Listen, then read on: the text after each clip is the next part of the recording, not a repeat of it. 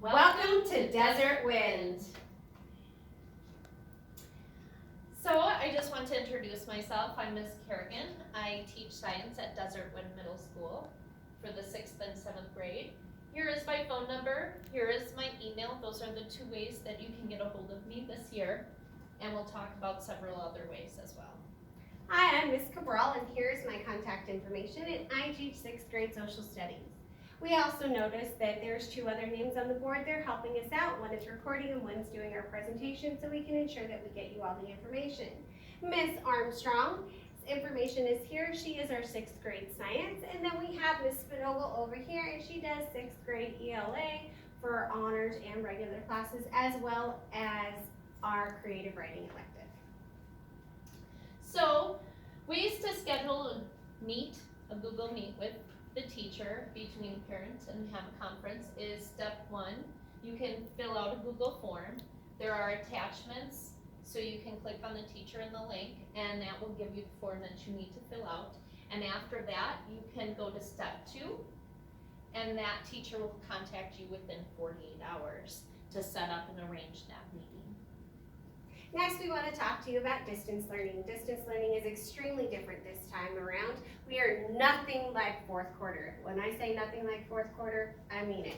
First of all, we are going to have morning meetings where we meet as a whole group and check with attendance, because that is extremely important this time around. We will need all students present and accountable as we are collecting grades. Next, we're going to do synchronous teaching. That means that the teacher will be working with the students in the classroom. We will be teaching to all students through a Google Meet session, and that is how we will deliver our instructions. It's just a classroom, but it's online.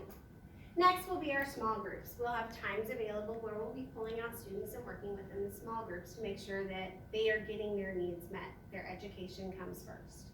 And lastly, we will be doing weekly family contact. So every week we will be meeting with parents through Google Meet if necessary, or emails to ensure that we know what exactly is happening with you and you know what's going on with your student in the classroom. We do have some technology expectations. We want them to be respectful when using their devices at home. That means that you are using that device for learning and completing assignments. We want you to be responsible. That means we want you to use your time. Teachers will be collecting assignments, and that is also one of the ways we will be collecting attendance too, so make sure those assignments get done on time.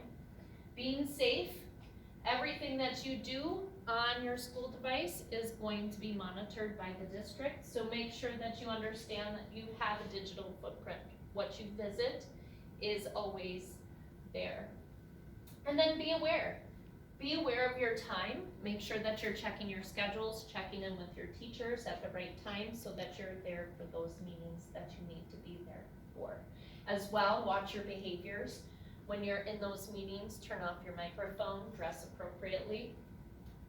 And now at our daily schedule. This is where it gets confusing for some people. Our daily schedule is not the traditional schedule. We are doing a block schedule.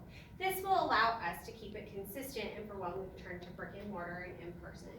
The first thing you will notice is that we have a daily room for announcements where we can go into this classroom code right here and find out what's going on within the school. If there's anything happening or if you need updates, that's where we'll find it. Next, we have a schedule of where we have Mondays and Thursdays that are the same classes of first, second, and third period, and we have Tuesdays and Fridays that are fourth, fifth, and sixth. That means that in the mornings, your students will get that synchronous teaching for first, second, and third at these time slots. Then we all get a break for lunch because we all get hungry, and we don't want any hungry students. Next, we have our small group instruction, and that will give us that time to do the pullouts. And lastly, we have our assessments and appointments. So if a student really needs some one-on-one individual time, we have that scheduled to make sure that they can get it. On Wednesdays, we have our smaller day with early release. So we're just going to be visiting that Google Classroom every morning is the same, and then we'll be doing check-ins at half-an-hour increments throughout the day for every class. That's because we want to have the students have time to work on independent work and make sure that they can be continually to enjoy their day. So daily attendance will be taken by the teachers in 3 ways. The first is in those live Google Meets, teachers will be looking to see whose students are there and the faces. They will then also verify attendance through assignments that are handed in. If you do happen to miss one of your teacher's Google Meets, but you complete their daily work assignment, you will be marked present for school for that day. And then the last way that we will be looking at attendance is through parents handing in those weekly learning logs. And then we have our online curriculum, because just having a school is not enough. We have here at Desert Wind, we will have our McGraw-Hill Study Sync for ELA and our Pearson for math, which a lot of our kids are familiar with. Then we have our new distant learning curriculum called Edgenuity. Your students will be able to log in, and all that information will be sent to them through their school email address, which is their student ID number at musd20.org. And then all the teachers, to ensure that this education is interactive and exciting, we'll be using our Google Classrooms to enhance everything that they're doing. Grades will be taken in Synergy. Grades may show up in Google Classroom and Edgenuity, but those are not your overall grade for the reporting period.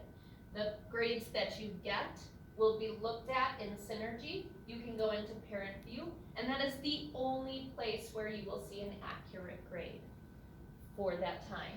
You can view your grade in Parent View. There is a link for you to look at.